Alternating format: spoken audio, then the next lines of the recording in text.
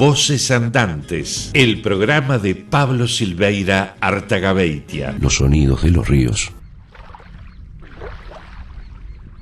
y los pueblos. ¿Qué negociado hay atrás de las represas?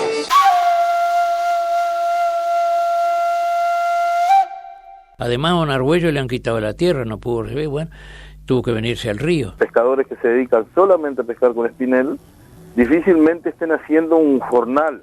No van a llegar nunca ni siquiera a un sueldo mínimo.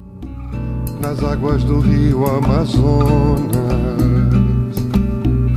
o meu coração se banhou. Para mí el río es un templo. Los sonidos de los ríos.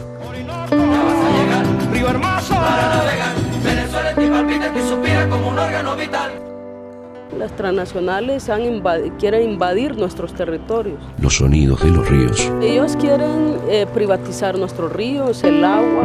Y los pueblos. Esta lucha que nosotros vemos en la comunidad no es aislada, es una lucha y es un problema mundial.